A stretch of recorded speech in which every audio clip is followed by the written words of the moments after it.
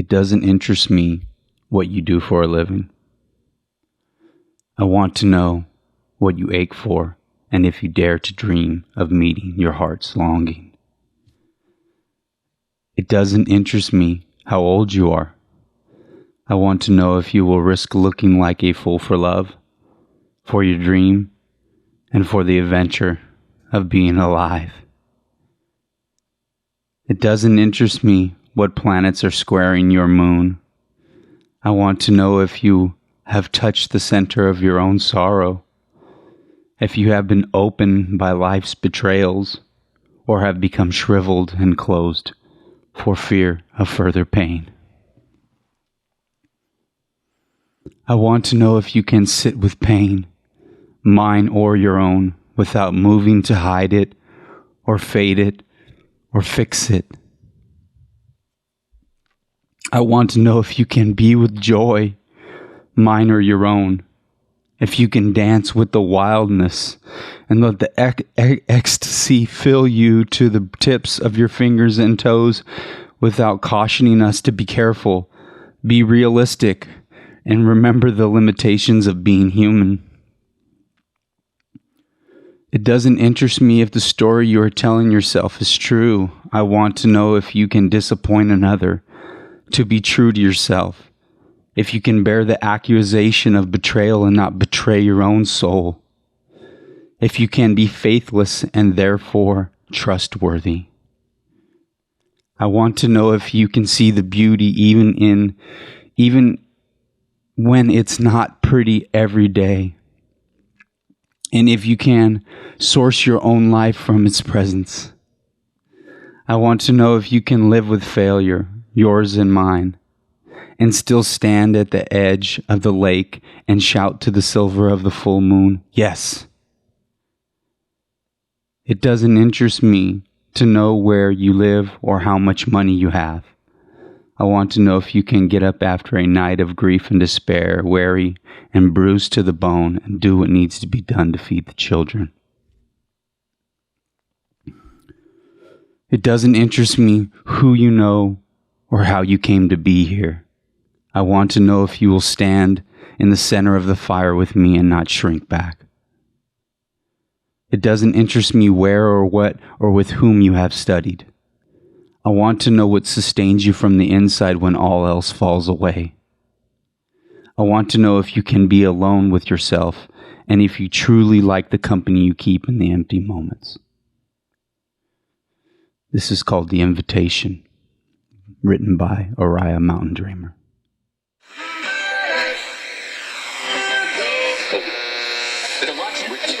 Yeah, so what would be the greatest way that I could experience this unlimitedness that I pray about every day?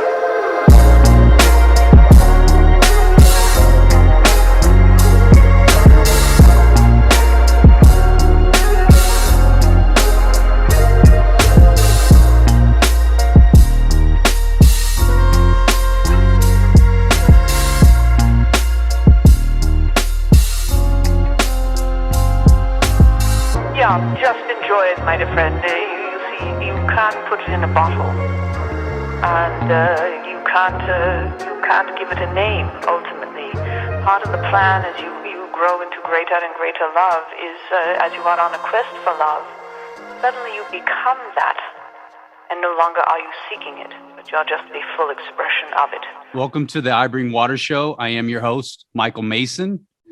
This is EP7, Relationships with Eliahi Priest. Hello, brother. Hey, bro. How you doing? I'm good. I want to thank you for being here today with me. This is a really special occasion. You and I met, I don't know, I want to say 6-7 years ago, in that range. Yep. We've been on our own unique journey since then. I've been, transforming through a profound awakening and stepping into my life mission. And you, at the time when I met you in the conversation that we had, I don't think I had ever come across another human being as intelligent as you.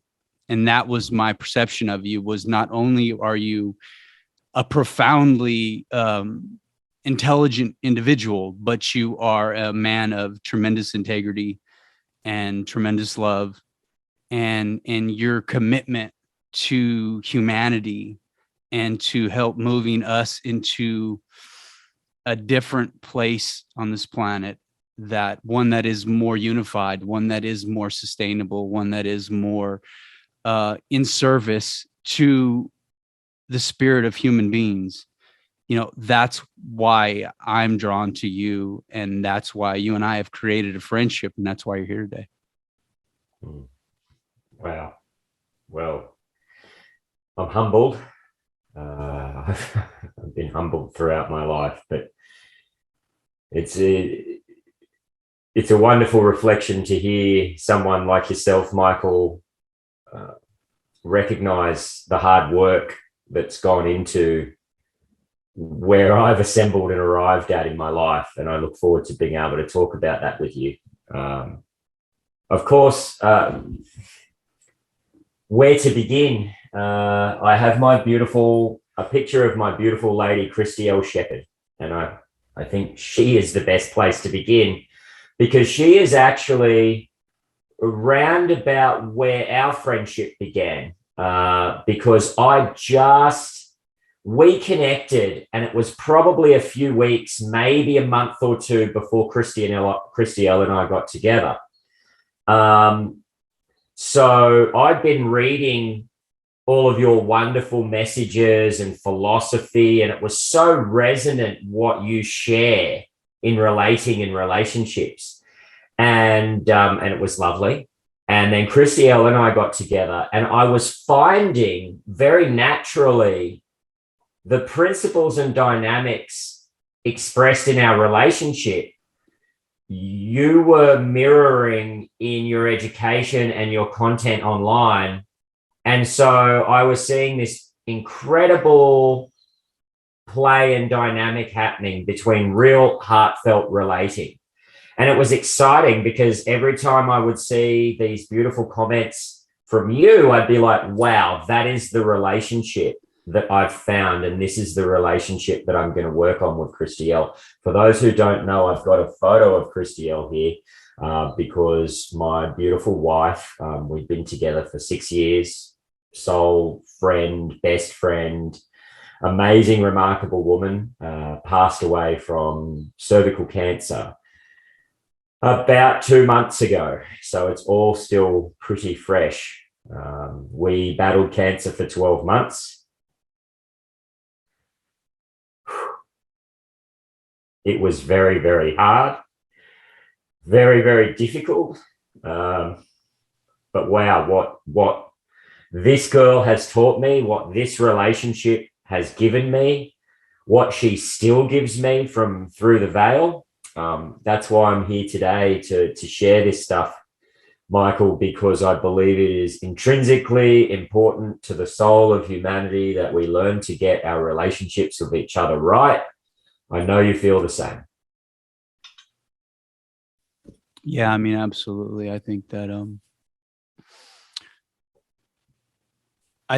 relationships are the greatest tool for our personal evolution. I think that the contrast in relationships and human dynamics are what provide us with the greatest catalysts for seeking, or having the courage, I guess, to really step through our limiting belief systems, to our resistance patterns, to understanding our grasping and why we grasp onto others for safety, why we grasp on the relationships and ideas for safety. So I think that absolutely, if you look at why we're so stagnant on this planet, it is because we have not developed an integral relationship with ourselves, because we have not made a full commitment to gratitude. We have not made a commitment to having a relationship with grace and understanding what that means, and not outside of ourselves or in the church or in a book, but in relationship with who we are in our hearts and our minds and our walk that we take every single day on this planet. Like every moment is an opportunity to step a little deeper into this like profoundly authentic and radical truth and vulnerability, and just making a commitment to love. That in itself is enough to transform your whole reality, and relationships are our relationships are the cornerstone for the fuel that we need to develop ourselves spiritually. I mean, they're the motivating factor. I mean, that masculine and feminine dance, that's the dance of God. You know what I mean? That's like the man representing the physicality and woman representing the spirituality. That's what drives us and motivates us. I mean, I'm sure you could speak to this, but I mean, as men, like women are the fruit of the earth. They are the catalyst and the portal from the spiritual realms to bring life to this planet. You know what I mean? They're the fucking oracles, man. You know what I mean? And certainly we as men, we can be, intuitive and oracle, and messenger like in our nature. But that's only because we've developed our feminine energy to be able to develop a relationship with spirit.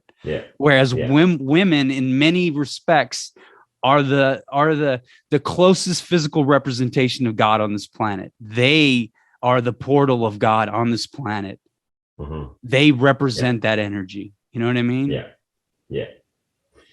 And that makes complete sense to me, because I've never moved more and closer to God and to spirit, and through difficult adversity than in forming a perfect relationship. And I mean, we had moments, but I could count moments of conflict on one hand.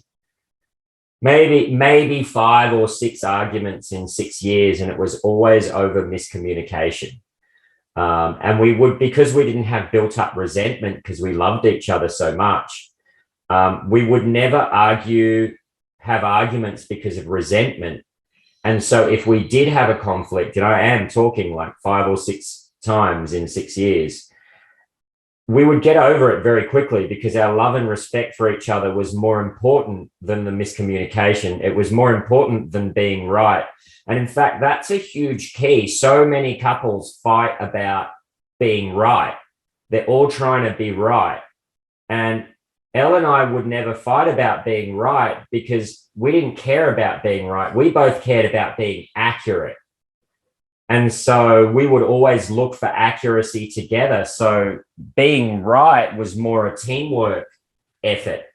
And so there was never a power trip between us. We just had infinite respect for each other. And I think that really came about as well because we were truly meant for each other.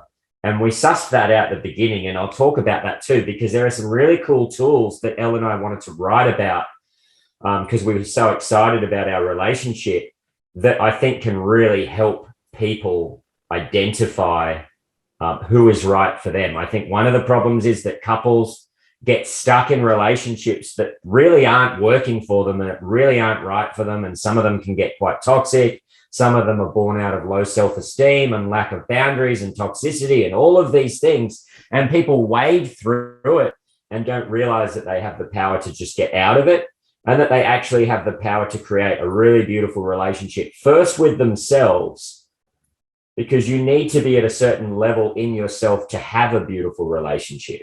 You can't expect that the relationship will do that for you all by itself. It's not like some magic pill. Oh, I'm in love with this beautiful woman or beautiful man, beautiful human being.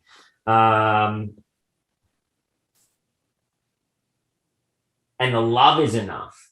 Love is the key. Without it, nothing. It's why bother? But there are actual tools and boundaries and ways of honoring each other that we established that housed love, that created a dynamic where love could flourish. And it really, it's not hard. I mean, it's not difficult to be kind to each other, really.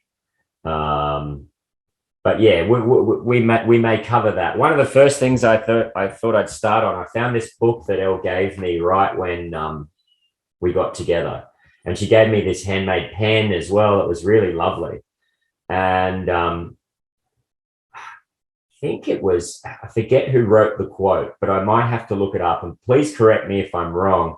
But from memory, it was Mozart, because I gave the quote at the World Peace Congress, and she's written it on the inside leather cover of this book. And I think it really sums up why you and I are here today. And she's written, neither a lofty degree of intelligence nor imagination, nor both together go to the making of genius. Love, love, love, that is the soul of genius. Yeah, I did come across that quote years ago, and I believe it was Mozart, but we could. Yeah, thank you. Yeah, that's a profound quote, and there's a tremendous amount of truth to what you're saying. And for people who are interested in what relationships are all about, and are tuning into this program, what you're saying is absolutely the case, and it is the case in the sense that if we are going to look outside of ourselves for happiness and fulfillment, we're looking in the wrong place, because it's just an idea. It's an intellectualization. And the reality is that the only way that we are going to have the opportunity to experience beautiful relationships, or have the opportunity to feel truly fulfilled, it's because we have made a certain level of commitment to learning who we are, and to being honest with who we are, and to loving who we are, and to respecting who we are, and to, like you said, you two got along because you weren't committed to your personas. You were committed to truth. You were committed, and a quote that I have is every moment is an opportunity to refine or completely reinvent yourself. And what I mean by that is you guys were both committed to accuracy. You were committed to refining your consciousness, your capacity to show up, your capacity to connect, your capacity to be authentic, your capacity to through that openness, the byproduct of that is intimacy. So it's through that self-honesty and through that self-respect and that self-love that you then create a space to where you can offer a certain level of reverence and safety and closeness with another human being. So it has to be a two-way street, right? It has to be a vibrational alignment to a degree. You know what I mean? You have to have a certain level of self-awareness, and then you can align with a partner who has a similar level of self-awareness. So then you can resonate at a certain frequency of love and truth, right? 100%, and it's amazing because you really came along for me at the perfect time. I'll try and summarize.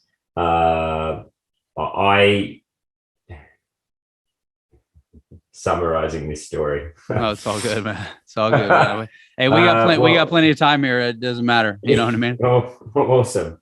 Well, I mean, it started for me. I was with my high school sweetheart, lovely girl, smart, decent girl.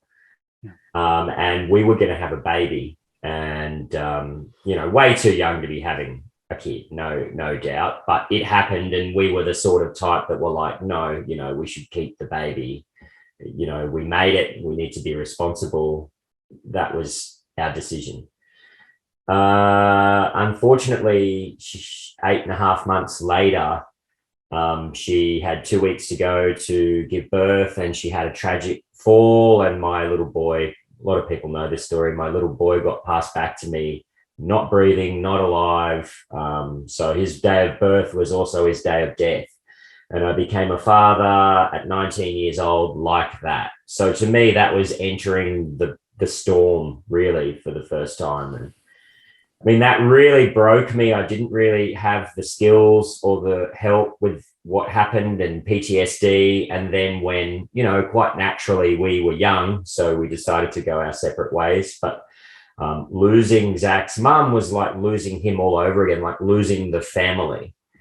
And so I was really broken up about it. And so just had poor self-esteem, poor boundaries, and emotionally not coping.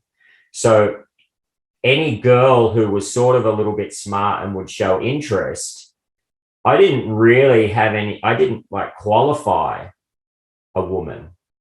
I didn't know how to protect myself from toxic behavior, basically. So I attracted and drew in women that had, and I'm not saying I'm perfect, and I'm not saying I was perfect through all of that, but I'm just saying that I have experienced toxic relationships, the type where they love stealing your children and the parental alienation vibe. So that was where I'd come from.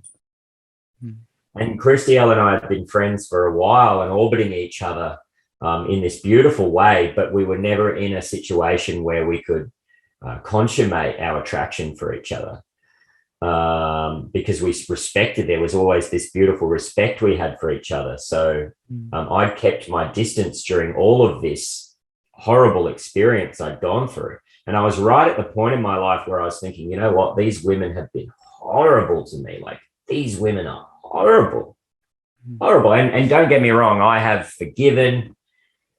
completely forgiven. I don't hold any animosity. I don't hold any negative charge. I'm not saying that's who they are now. I give them every opportunity to change, to grow, to be better, beautiful human beings. They're the mothers of my children. I have no bad vibes. Okay. I'm past that. That's their story. Whatever they want to do, I'm ready to move forward in my life. But at the time, right before I met Kristy-Elle, I was still really messy.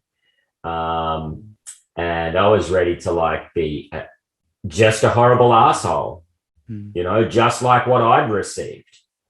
And I really was. I was like, well, I'm not going to make an effort any longer if this is what I keep getting. Stuff this.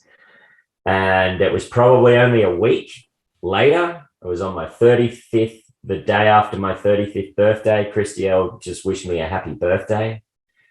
And I was like, oh, hey there. And that was that. We knew from that. Well, from that moment, I knew, no, I want to go after this girl. I want to love this girl. I want to be good to this girl.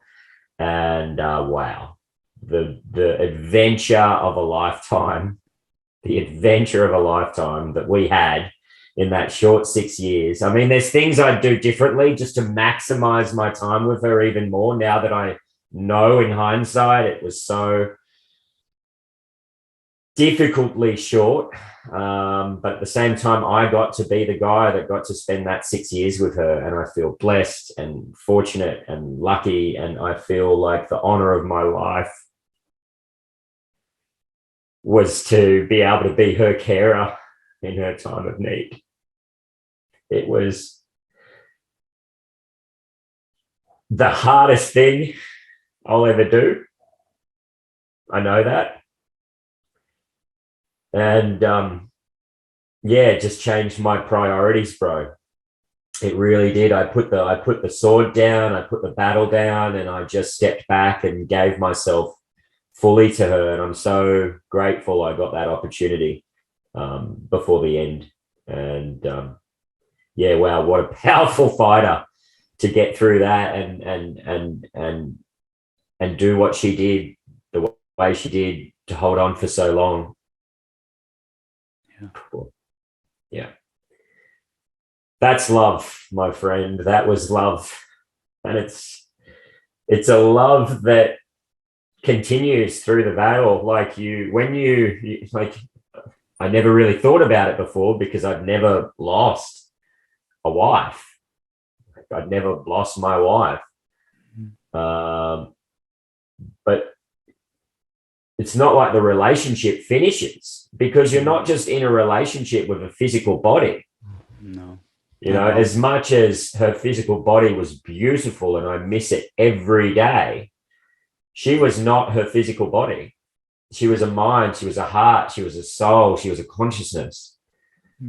And that consciousness has continued, and she has made it irrefutably clear to me on many occasions and others that she is still present through the veil, and she has reached out and she has shown love and support and guidance and direction in ways that are just synchronicity and intelligence and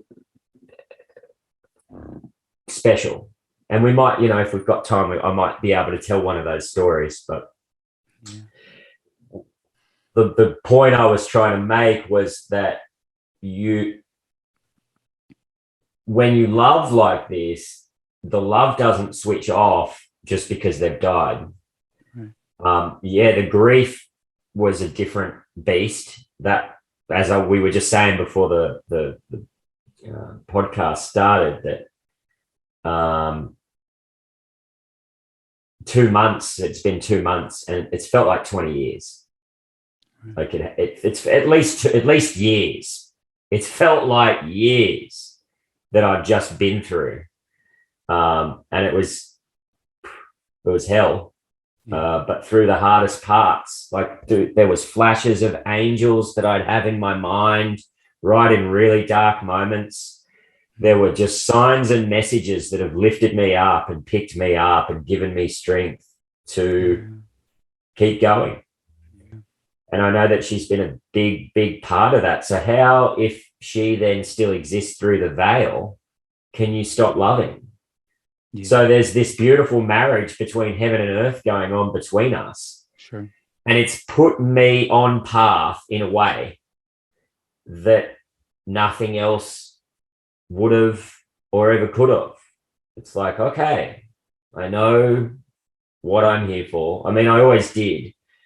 But now it's like all the distractions in terms of the mental landscape that takes you away from the path. It's almost like now things are so clear. Well, it is like it. Things are so clear of what I must do. And it comes back to what you said, we really need to first have this seat of power and relationship in ourselves. And so rather than me running to try and fix this gaping hole that I felt when she passed in any other way than recognizing in myself, well, why do I mean, of course, I'm going to feel, because she held me up for 6 years through the hardest times of my life. Like I fought governments and intelligence agencies harder than probably most anyone ever at certain levels of, And she was right there with me, holding me, hugging me, being the soft place for me to crash into, being the one in the flames through all of that drama, danger at times, stress, turmoil. And she didn't once, and this was a huge key, like she didn't once tell me, oh, you shouldn't do that, or step back, or maybe step back in terms of thinking about things differently, but she would never pull me back from the fight. It's like she knew I had to, and she supported that. And I've never met anyone like that before, to be able to heal me from the loss of my kids, support me in battle, and just be an all-round awesome, honest, patient, gentle, incredibly intelligent, psychoanalytically incredible human being. Yeah. That's beautiful. It was special. Yeah. So that's why it's just wonderful this is the first time I'm on video since all of this, bro. Well, thank you for so it's important to start at the most important place if I'm going to start again, and with someone who was there at the beginning of that start. So that's why this is so I think, poignant and special to be doing this with you, especially because you were there at the beginning, and it was your philosophy that permeated the early stages of our relationship, even though your philosophy wasn't yours per se, because it was the truth. It wasn't like there was an ownership of this truth, because it was just so resonant and righteous in the fabric of relating. And so it was all of ours, the way that was being shared. And I was just, that's why I'm here. I'm still amazed that happened the way that it did. And, I really wish for everyone to tune into you and listen to what you have to say, because as a result, like, everyone's like, oh, I want a perfect relationship. And then they don't do the work. They're not mindful. They're not aware. And I'm not saying everyone, but then they're not listening to the right sources. They're not embodying these lessons. They're not embodying these teachings. They're not putting structure in their relationship. They're putting ownership and control in their relationship. Elle and I never had ownership or control. Yeah. And that's the trouble with human beings. And I think this is a really important point that everyone should get, is that the moment you own another human being, or you try and own another human being, the natural reaction for the human being that's being owned is they want to break free. Right. Yeah.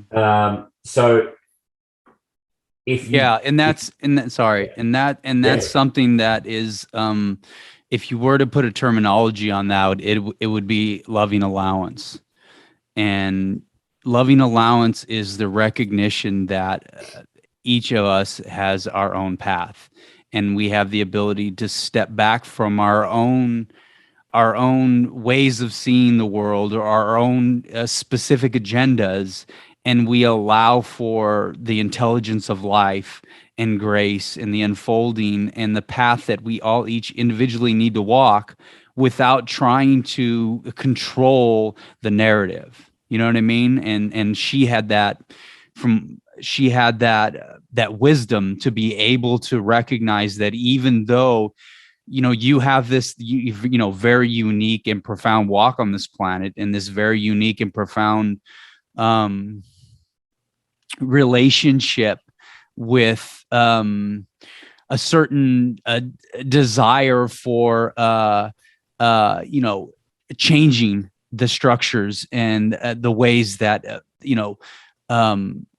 that are being utilized on this planet. But she had the wisdom to be able to support you unconditionally, and not convince you based on her own individual agenda. Right? She was able to get out of her own way, so that she could love you, so that she could have that loving allowance for your path.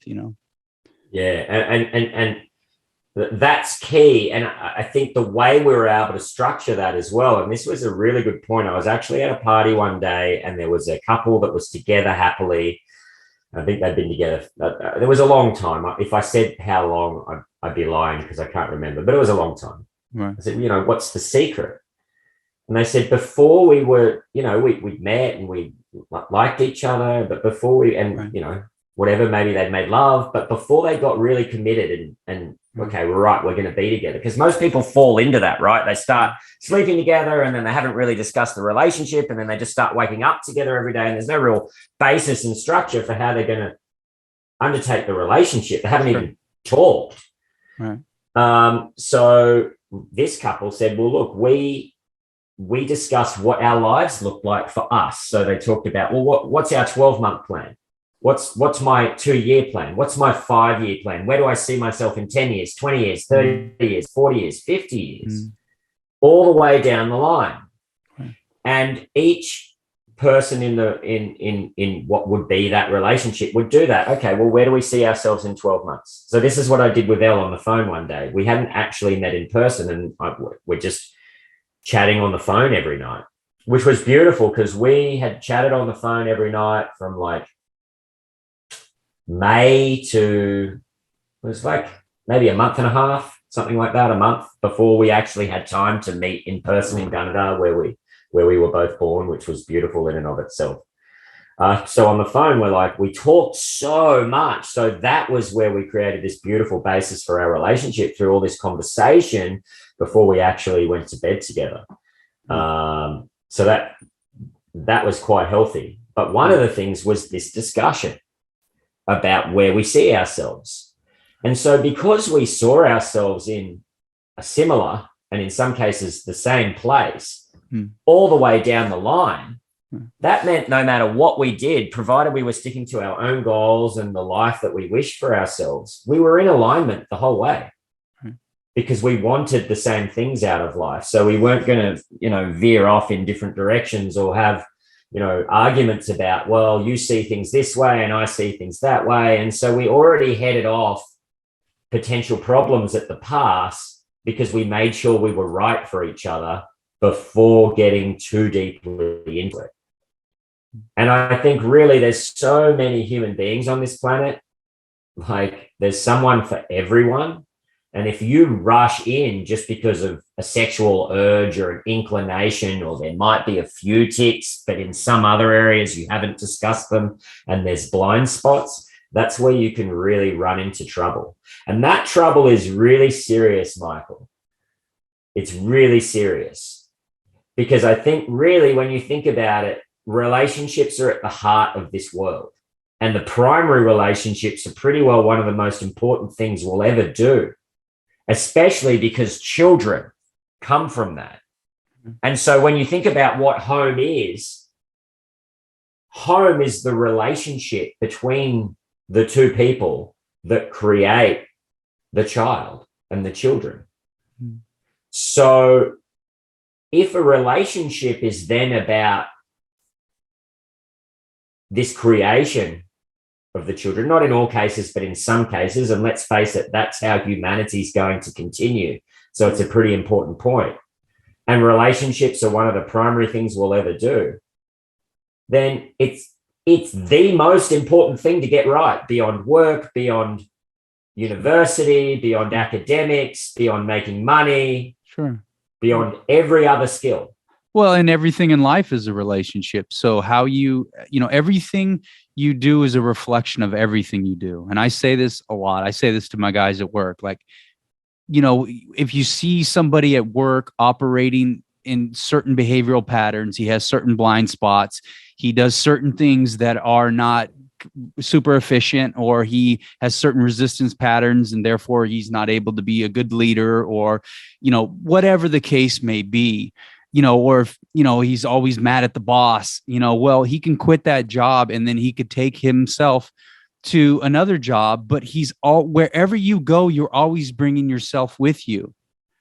So, and everything you do is a reflection of everything you do. So the way that you love your wife or don't love your wife, treat your kids or don't treat your kids, or communicate or don't communicate very well at all, you are taking that reflection of self into every aspect of what you do. So people need to understand that the reason that the world is fucked up is because people are so busy avoiding themselves and distracting themselves and finding externalized ways to identify themselves. They don't know themselves. So therefore, their lack of self-knowledge and their lack of nurturing, loving, understanding relationship with self is reflected in this profound chaos and inefficiency and greed and all of the different ways that we manipulate each other, because we are so out of integrity as a whole. I mean, human beings are inherently beautiful people, and at the heart of what we are is very much love itself, God itself, truth itself. But we are good at avoiding developing that relationship because there's such a long history of this overdeveloped masculine energy on this planet, because it's easier to intellectualize your reality than it is to feel your reality. Because feeling leads you to who the fuck you are. And that hurts sometimes, a lot of times. It hurts. That shit hurts. It hurts. That shit hurts hard. That's it. And that's why people avoid it. Right. Because it is hard work. It has been incredibly painful. I mean, there's no words to really express loss at the level of losing Elle. But at the same time, there has been true beauty in feeling, in knowing the depth of love, in knowing the depth of grief, and in being able to wade through that and really start to be coming out the other side healthier, more whole, more heartfelt, more grounded, more deeply connected than I ever have been, because you really get a kick up the arse when something like this happens. We didn't expect for Elle to pass. We were fighting all the way. And so we, at no point did we think that this was going to be the outcome. So it was a bit of a shock. Even though, she had cancer and it was serious cancer, we truly believed we could beat it. And that was our spirit, fighting right till the end. And she did. She was fighting right until the end. And and I mentioned this to you, I think, when we had a pre-call or whatever, a couple of weeks back, about how, and I probably don't need to tell you this because it's already something that's in your reality, but the gifts that we provide each other through hardship, meaning that sometimes it's in those hardships that spirit is able to speak. And sometimes it's in those hardships and those gears that are shifted inside of us that are necessary for our healing and our growth and our release of certain blocks and patterns. And so just reflecting back to you, saying that as a result of this profound experience, you feel more clear in your work for the remainder of this beautiful life. And I can tell you for myself personally, having spent my 20s into my mid 30s, like literally putting on the mind of Christ and giving my life to be a vessel for God's love. And at the same time, working in a factory, being a husband, raising a shitload of kids, being a father, and that being my passion, there was this deeper current of energy inside of me. And when I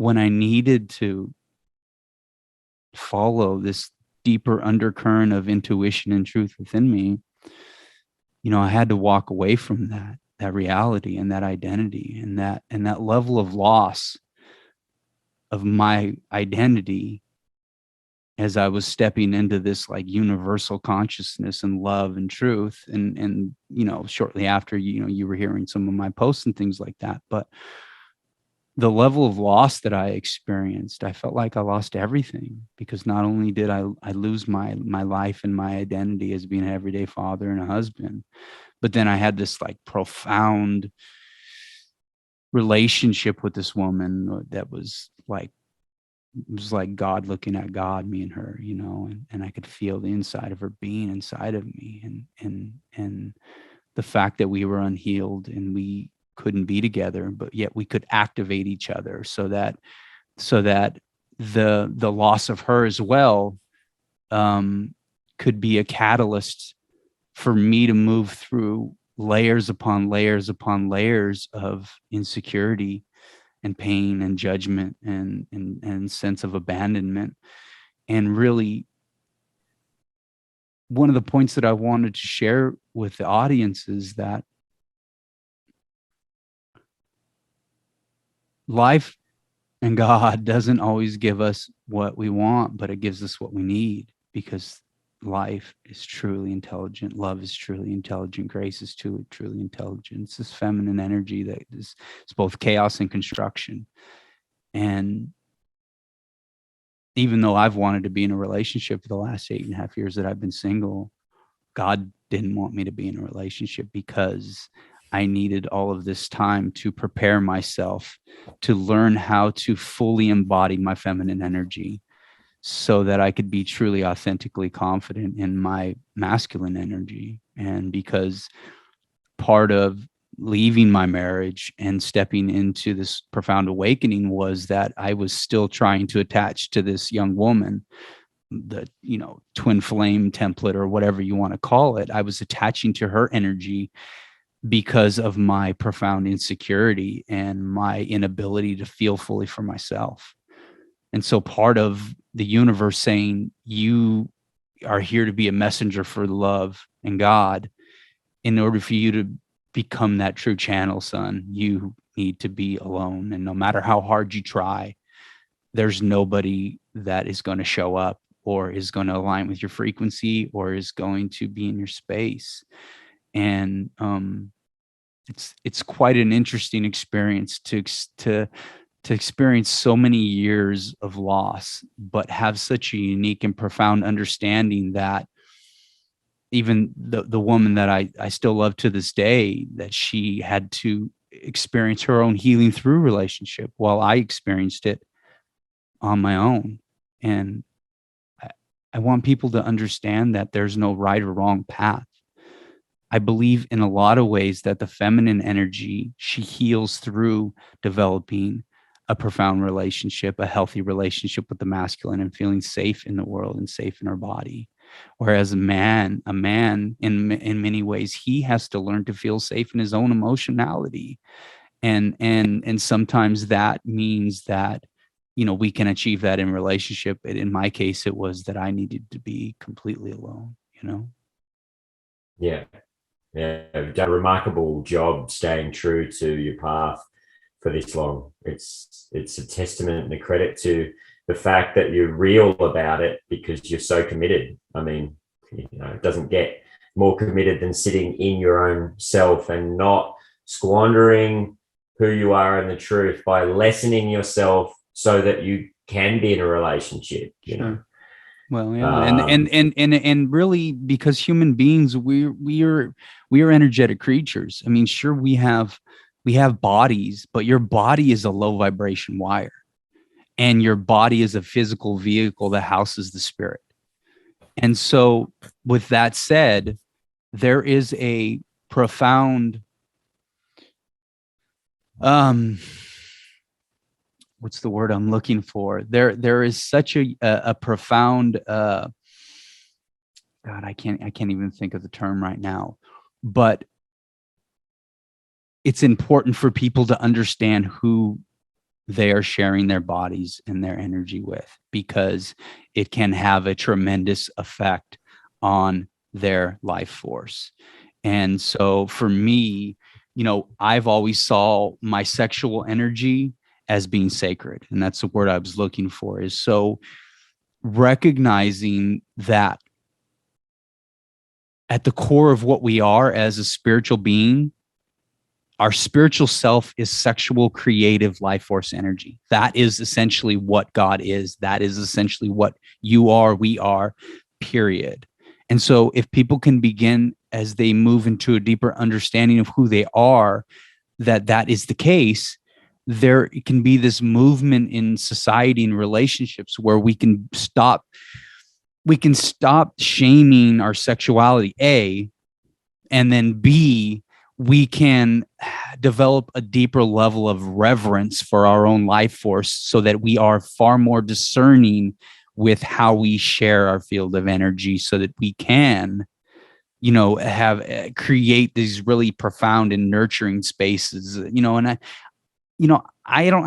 I'm not really big on identifying myself with the spiritual community. Part of my work on this planet is to bring practical spirituality to the masses. And so for me, I'm always like cautious of even the wordplay that I use, because a lot of the wordplay that has a tremendous amount of truth to it, it also can resonate in this like field of like intellectual spirituality, because as human beings, a lot of people love to create labels for themselves. They love to put themselves in a certain classification because then it gives them a sense of identity and a sense of value, right? Yeah. So it's always important for me to be very conscious and intent and intentional about the wording that I use. But the point that I'm trying to make is that we are vibrating beings, and your field of awareness is going to be affected by who you share your most intimate relationships with. And that's why, to the point that you were making, it's that much more important to be discerning with who you're choosing. 100%. And you can't be discerning with who you're choosing if you have no self-esteem, if you have unhealed trauma, if you have past wounds, because you're then going to be looking for those solutions from someone else who has trauma, past wounds, and all of this stuff. And then you're projecting that rather than actually fixing anything. Right. You know, and then it just turns into what most relationships. I mean, I think there's some good relationships out there, don't get me wrong. There's some examples of that. But overall, what's the general consensus? Men and women aren't happy. There's heaps of divorces. There's no real, you know, people think that a perfect relationship, particularly between spiritual people, or spiritual people, but people of awareness of the different layers and levels of reality, is impossible. And it is absolutely possible when you hold yourself back. And I think for men, that's so important. And Kristy-Elle was just fantastic teacher in that regard, because I loved her so much and love her so much.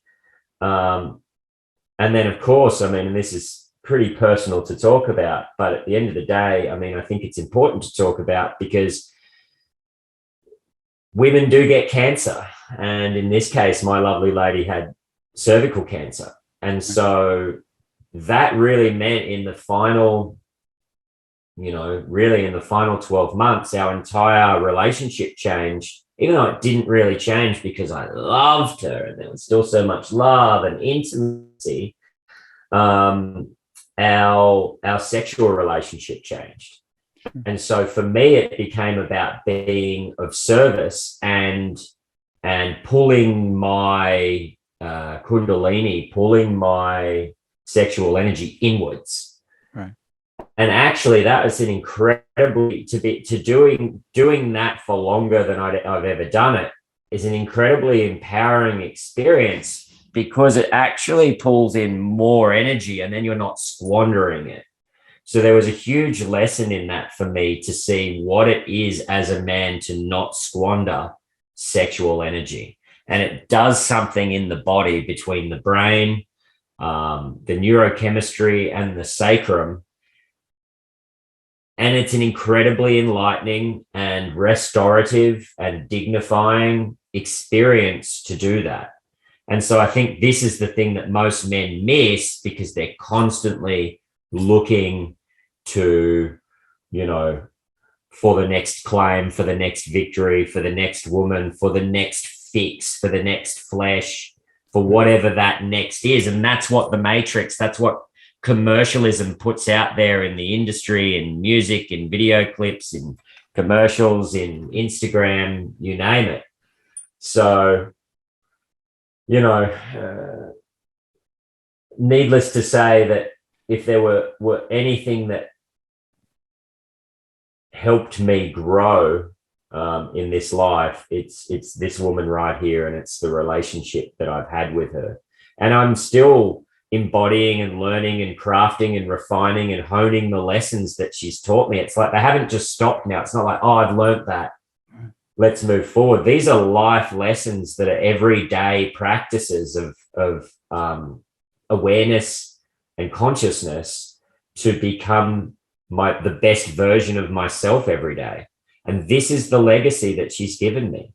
Like, it's truly profound and powerful, the impact that she continues to have on my life, and the way that her influence and intelligence is continuing to impact the decisions I make, because I'm still making decisions from a whole place as if I'm still in a relationship with her.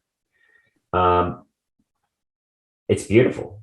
It really, because I am in one way still in a relationship with my wife. Like, just because her body died doesn't mean her consciousness isn't somewhere. And eventually I'm going to die.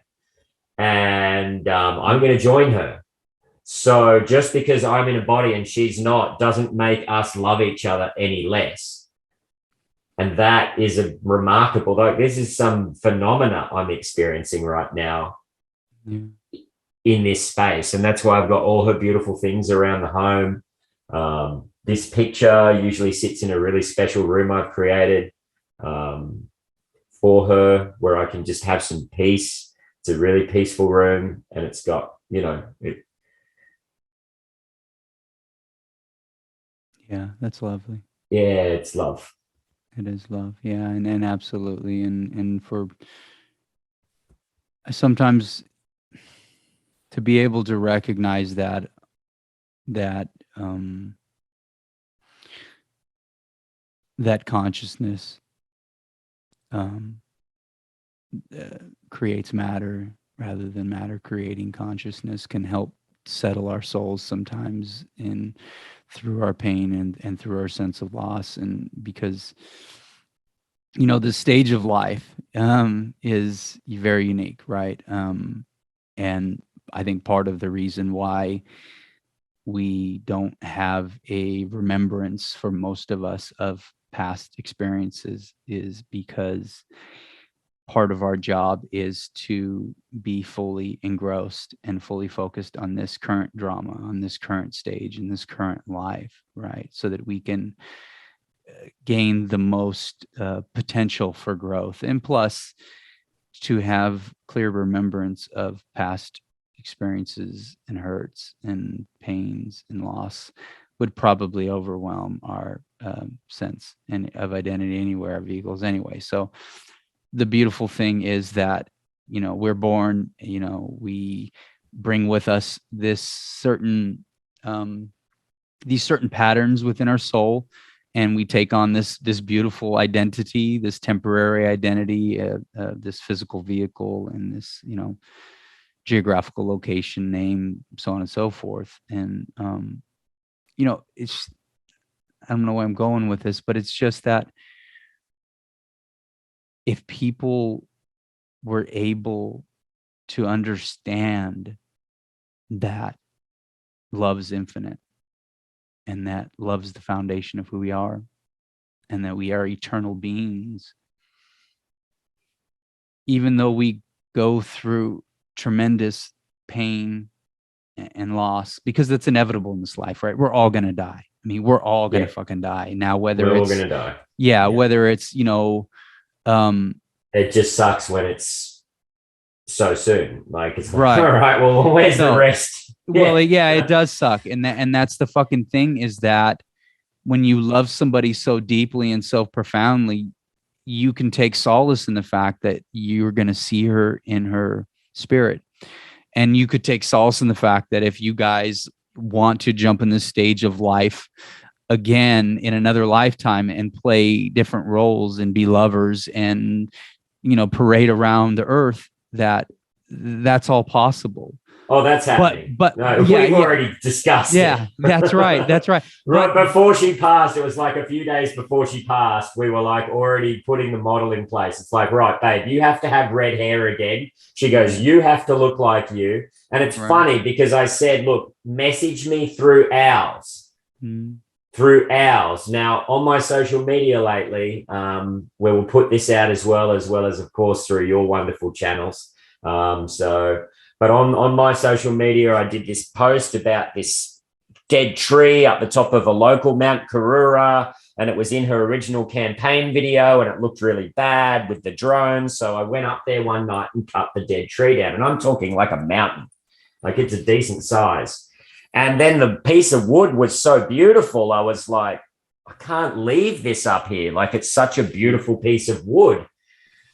And so I psyched myself up and carried this log on my shoulder down the mountain with all of my stuff and stuck it in the boot and then brought it home. And I knew I was going to make something for her. And so I made this beautiful owl. I had it commissioned with this wonderful local artist. And we can bring a picture up. And anyway, long story short, when I was bringing the owl home, I could feel her excitement, like it was palpable, her excitement in the car. And I was taking photos of it when I got home. And it was like the last day that it was made, like right at the last moment, I had this intuition, I'm going to put this rose quartz heart in the owl because it's something that was just very Kristy-Elle. And so I'm about to post the photos online, and one of Kristy-Elle's friends, this lovely Russian girl living in the UK, Christina, her name is, she had just woken up from a dream. Yeah. And she says, oh, look, I never remember my dreams, but I just woke up and this was so clear. Kristy came to me excitedly in my dream and was really excited about the owl that you've made. And look, I posted about the owl, so she knew about the owl. But she said, Kristy-Elle was urgently telling me that you can't forget to put the rose quartz heart in the owl, right? The exact rose quartz heart I'd already just put in the owl. I hadn't told anyone that I was going to put a rose quartz heart in the owl. I understand. So it was just one, and that's just one example, quite a powerful one out of quite a few examples now, where she has reached through the veil to make contact and do that. So, I guess the point that I was leading towards was sorry for interrupting. No, you didn't interrupt because we wanted that, not at all. We wanted to tell that story. Thank you. We can have and live from a place of tremendous hope for the future, but we live in this present moment now. And the present moment now is that she will not be able to physically walk the rest of this life with you. Yeah. No, she will not. Right. And even though you and I hold similar beliefs in the eternal nature of the soul, that doesn't take away from the loss of your relationship with her physically. And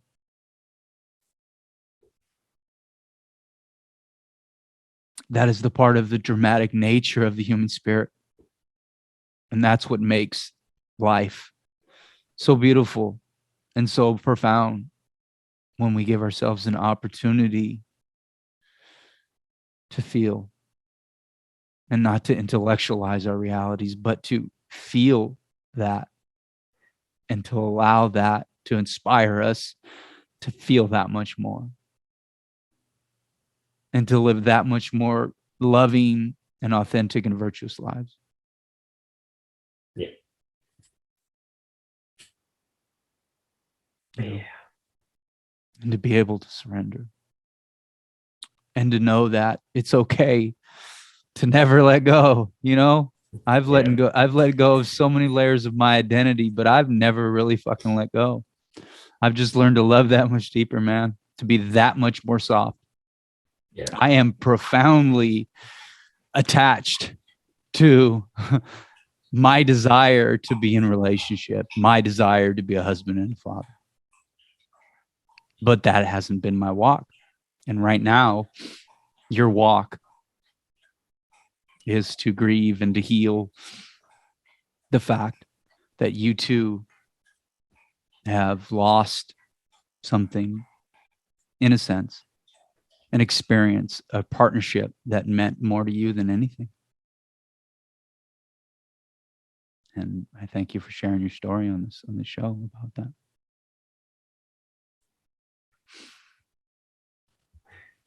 I mean, I have felt, and we may have to edit. I'll just get my dog.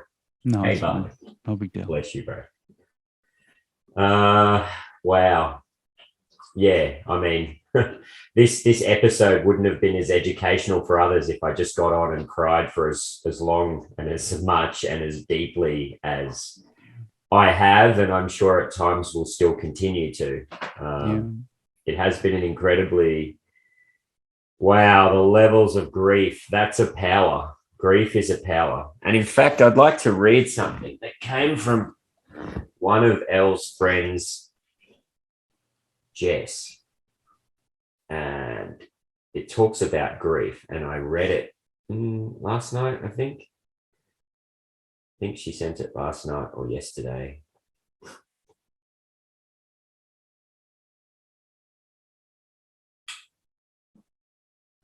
Yeah. So this was written by someone called Francis Weller. And it says, grief is subversive, undermining the quiet agreement to behave and be in control of our emotions.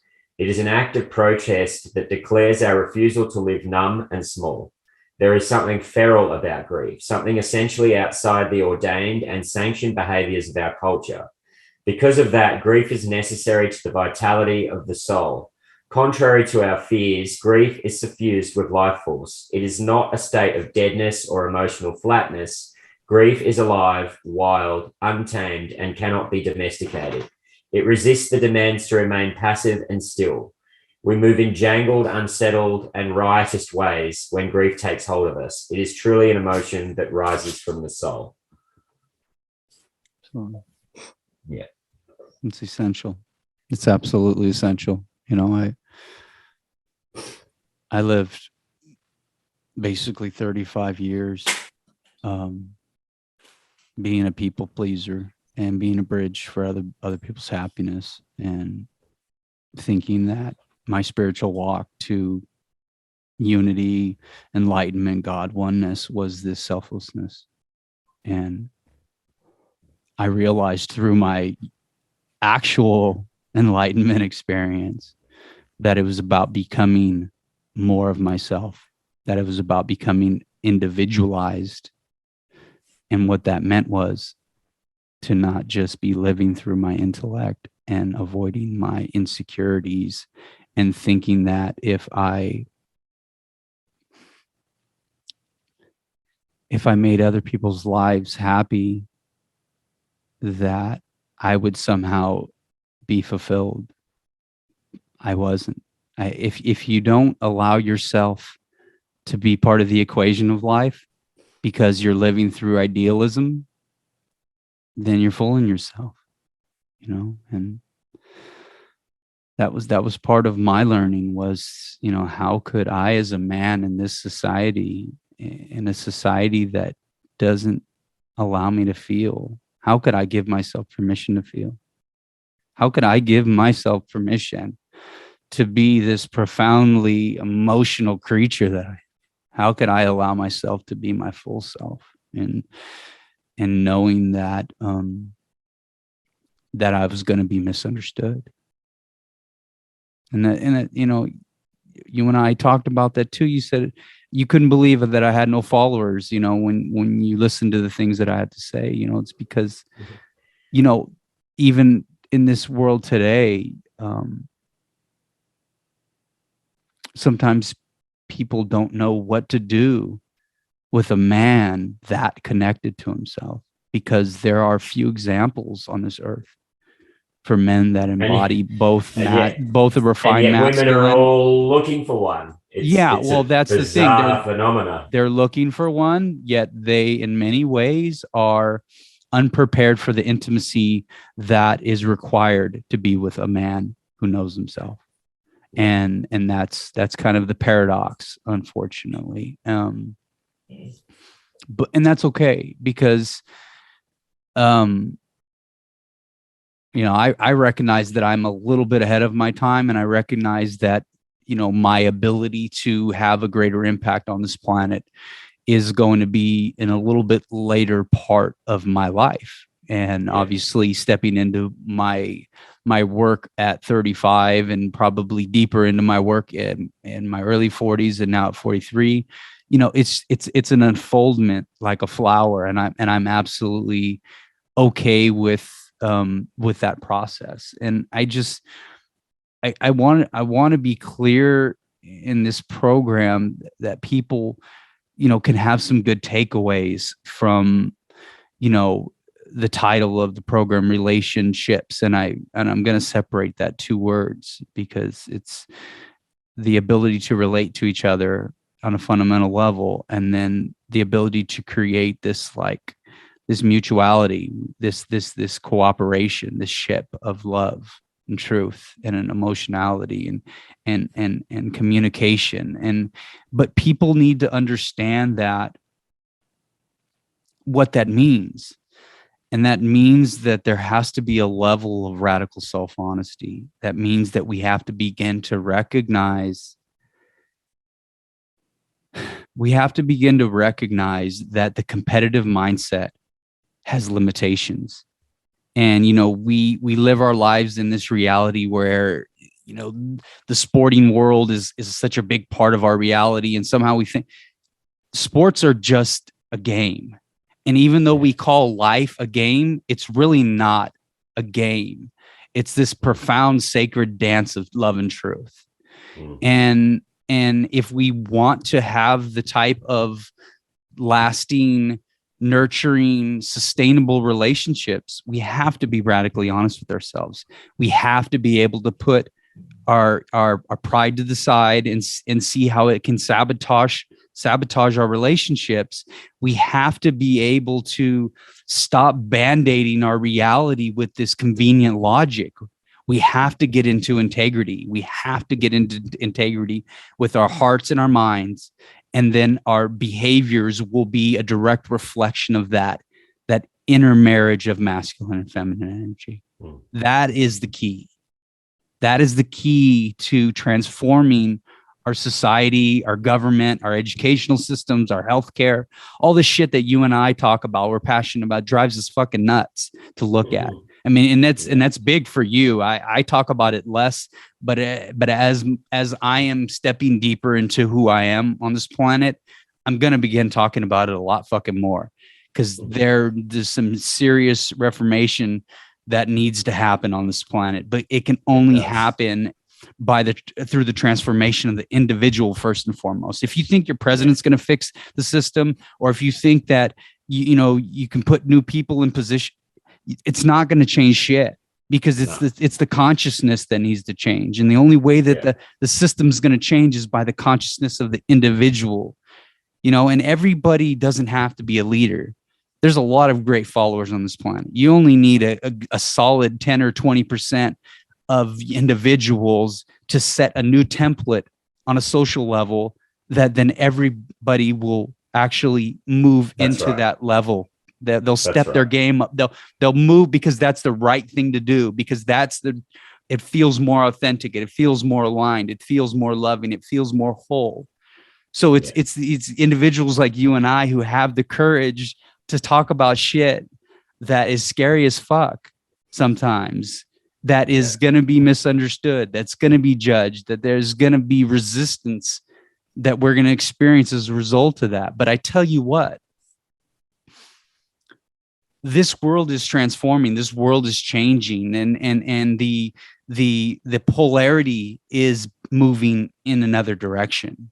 And it is moving towards love and truth and authenticity and unity. And so as much as some of the most outspoken and profound leaders of our history have been being assassinated, the future leaders are going to be embraced. That's the direction we're moving in this planet. People need to understand that. Yeah, I truly believe that too. It's very counterintuitive to think that all of this work, all of this evolution of consciousness, and some of the ways that we're seeing growth, that it is not heading towards a place where there will slowly become decent and good change. I mean, we are in a period of turmoil at the moment. Let's face it, really, it's been thousands of years that we know of that Earth and history hasn't really gotten it right, but we didn't have the technology that could serve us and create plenty before. So I think one of the major obstacles that we have to overcome is one of abundance, is one of getting the resources and supply of that which nourishes a family sustainably correct. And so, that's a different conversation, but now we're at a point on Earth where there is beginning to be innovation that will support that level of growth in consciousness.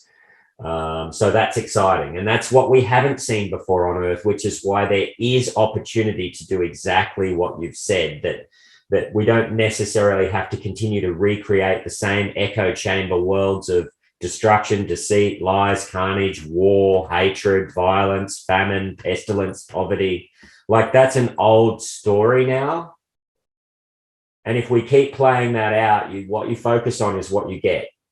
So we want to keep, focusing on the bad stuff, the darkness, the bad news, the fake news, the conspiracy theory, the all of that. That's what they want. They want us in that low consciousness energy, talking about what they want us to talk about. When really, what are we doing? Like, if look at how many lucky people there are with relationships with kids. Like, wow. I look now and go, wow, look how lucky you are to just have that. Absolutely. I really encourage people to embrace each other, because Absolutely. They do not know how lucky they are. Yeah. If they're in a loving relationship, they do not know. Absolutely, man. And all of the loss that I've experienced, I can't tell you how much more motivated I am to, hopefully soon enough be married again and have a child and, have a camper and go on camping trips and travel the United States and do my, humanitarian work and you know what I mean? And just really live, this, get in the truck, take the camper out into the mountains, write a few books, like, you know what I mean? I have a lot of dreams and a lot of those desires are fueled by the contrasting experiences of having that life and then losing that life and then wanting to experience that, once more and on a different level, on a much more emotional level, on a much more grounded level, right?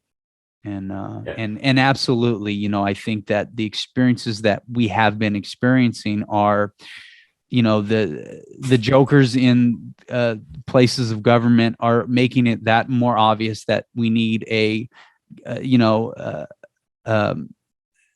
reform in our political systems and the changes in society and COVID and all that have made it more obvious that we need to develop more loving and nurturing relationships at home. It's necessitated that, and it's created a lot of different catalysts for us, for the collective, to move deeper into recognizing that we want more. We want to feel more. We want to feel more connected. We want more authenticity. We want more truth. We want more simplicity. And so all of these like crazy and chaotic times that we're experiencing is because consciousness itself is speeding up. And so it's much more simple for us to begin to recognize these patterns and to be able to start being more discerning on how we are consciously creating our lives, rather than simply just allowing our lives to unfold and thinking that we have no say in it. You know what I mean? And you're absolutely right. We've moved out of this age of Pisces, which Jesus came in the beginning of the age of Pisces, and we are now ushering in the age of Aquarius.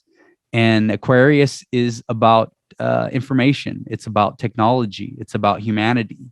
It's about invention. And so everything that you speak to and that you embody as an individual, your South Node in astrology is your past life energy. Essentially, you are an Aquarius, and my past life energy is Pisces, and I speak through my third house in Aquarius. My moon is in the third house of Aquarius, which is communicating my emotional nature. My point is just, to share with the audience that, guys like you and us are really the embodiment of where we're headed in terms of the future of this world. And life does not need to be this complicated. It doesn't need to feel this it doesn't need to be what it is right now. But the only way for us to experience a reality that we want to experience we have to be willing to do the work. We have to be willing to be honest with ourselves, and we have to be willing to begin to recognize that consistently externalizing our reality in order to feel fulfilled is going to inevitably leave us feeling empty. Yeah. And if there's one message for the show, is that we are all capable and we are all worthy, and that we are all and that loving, nurturing, divine relationships are available to us all. And it's really up to us on whether or not we are willing to reach higher in our own relationship with self, to fill our own cup, if you will. And then from that relationship with love, the overpouring of that love is inevitably the byproduct of just seeing beauty everywhere. In being willing to recognize the things that aren't beautiful, but to sourcing a level of love and an emotional fulfillment that ultimately that helps us to continue on this journey. You know what I mean? With courage and recognizing and knowing that pain is a part of the walk. But if you're experiencing pain, for a short period of time, understand that on the other side of that is a deeper level of beauty and emotional richness that you may have never realized was available. And I'm telling you that it is available. It's beautiful, bro. And we were talking, we all this talk about feeling, and I think my dog he is a feeling creature. He's got 2 helpings of heart and half a helping of brain. And he's just come over, knocked the second camera over, and plunked himself down right at my feet. So, he's a wonderful animal, and a big feeler himself. And I'm his responsible father, so I won't be doing too many trips to Africa quite yet without him. He needs his dad. But there's going to be quite a bit of work over in Africa that I'm headed over to, and climbing some big mountains. The last few months of cancer, cancer was a mountain. And for me, the mountain is a beautiful metaphor. And I love the outdoors, and I love exposure in terms of really having to push your limits and test yourself. So the mountain really sums that up. So really, I can see my life, the direction that it's headed at the moment. They're 2 very big parts of it, and it's solo stuff. The work over in Congo.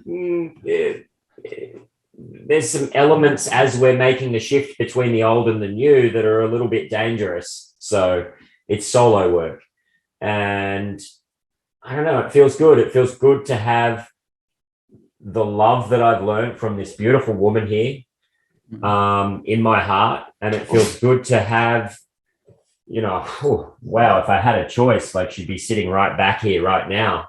I don't have that choice. So the choice I have is, well, there's some pretty serious stuff I got to do now. And that's my focus, and that's what I said earlier, she's put me on path. And there's some good stuff happening. We've got great movement over in Africa at the moment. We can really sort out some supply chains over there and really do fair trade properly with rare earth resources. I mean, wow. The change alone, just from doing that, is gargantuan. And these are, practical things we're doing as well. It's not metaphysical. It's not spiritual. I mean, it is lovely. Everything's metaphysical at the end of the day. Everything's atoms swirling around themselves. Sure. But this is practical work that has been going on and being built on for many, many, many, many years, and it's still bearing fruit. And I'm really excited by it, to be honest. And I know that that's what Elle would want. She'd want me throwing myself into doing the work, and that also means the work that we've been discussing today and tonight. That is the most important work, because we won't be able to create anything decent if we haven't fixed ourselves. So in that, we meet and we align and we agree, dear brother. Definitely. It's wonderful. I'm glad we had an opportunity to talk here today and share our souls with other souls. And hopefully here in the near future, maybe we could we'll have another call and get into some of the other pressing topics, outside of relationship potentially. So. Yeah. And Barley, I think, will have to go outside so he doesn't knock over camera gear and try and steal attention. I do really want to encourage everyone who has listened to this and who is on my page as well. Please give Michael a follow. Check him out. Mike, you produce great content, really poignant philosophical stuff that is challenging and makes us think. And please, everyone, check out Michael and what he does and hear his message, and begin to embody these things in our lives more, because it is the wholesome stuff where progress is made and happy families become happier. So bless you, bro, for the work that you do, and thank you for having me on your show today to be able to talk about the rich treasures that my beautiful lady Kristy-Elle has left me as a legacy. Yeah, that's absolutely wonderful. Yeah, and I agree with you that there is no more spiritual act than getting our hands in the dirt of life and love, and it's not this big woo-woo, experience of just, ramblings, but it's about really about getting our hands in the dirt, and it's really about showing up every single day and being true and being consistent and being willing to lay down our identification and to step deeper into our hearts. And there is a level of self-sacrifice in that work, but and there is a level of selflessness, but there's also this profound